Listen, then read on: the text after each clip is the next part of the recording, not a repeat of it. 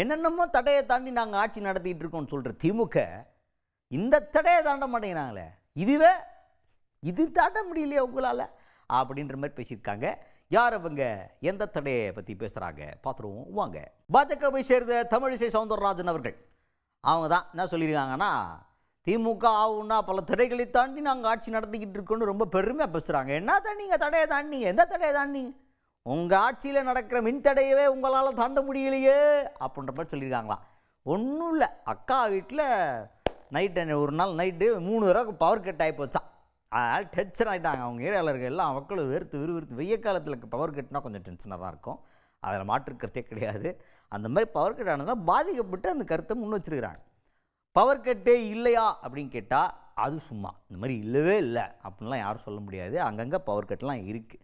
Summer season வந்துச்சுன்னா power cut inevitable அப்படின்னு சொல்கிற மாதிரி அது தவிர்க்கவே முடியாத ஒரு மேட்ரு ஆகிடுச்சு. ஸோ கூடவே நம்ம கூட ட்ராவல் ஆகிட்டுருக்கு. இப்போ வரைக்கும் பவர் கட் அப்படின்றது அப்பப்போ இருந்துட்டு தான் இருக்குது. ஆனால் ஃப்ரீக்வெண்ட்டாக கிடையாது, அப்பப்போ இருக்குது. அது இருக்குன்றதில் மாற்றுக்கிறது அதை தான் அக்காவும் சொல்லியிருக்காங்க, வேற ஒன்றும் இல்லை. இந்த தடையை முதல்ல நீங்கள் கிளாரிஃபை பண்ணுங்க, அந்த தடையில்லா மின்சாரத்தை உறுதி பண்ணுங்க அப்படின்ற மாதிரி ஒரு கருத்தை முன் வச்சிருக்காங்க தமிழிசை சவுந்தரராஜன் அவர்கள். அவர்களை வாக்கு வங்கியாக மட்டுமே பயன்படுத்தி கொண்டிருக்கிறார்கள் என்று சொல்கிறார்கள். இன்றைக்கு முதலமைச்சர் எந்த தடையும் இல்ல, நாங்க தடைகளை தாண்டுவோம் சொல்றாருல. மத்திய அரசு தடையெல்லாம் கொண்டு வரல, மின் தடையை இன்னைக்கு மாநில அரசு தான் ஏற்படுத்தி கொண்டிருக்கிறது. நைட்ல நிறைய அணில்கள் ஓடுகிறது என்று நான் நினைக்கிறேன். நேற்று எங்க வீட்டுல மட்டும் 3 முறை மின் தடை ஏற்பட்டு இருக்கிறது. ஆக முதல்ல பகல்ல அணில் ஓடிக்கொண்டிருந்த அணில் இரவுல ஓடுகிறதா?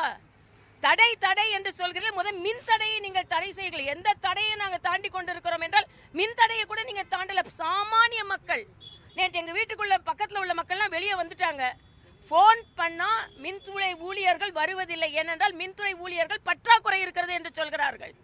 மின்துறை ஊழியர்கள் பற்றாக்குறை, இன்னைக்கு மருத்துவமனையில் ஊழியர் பற்றாக்குறை, அரசாங்க ஊழியர்கள் பற்றாக்குறை.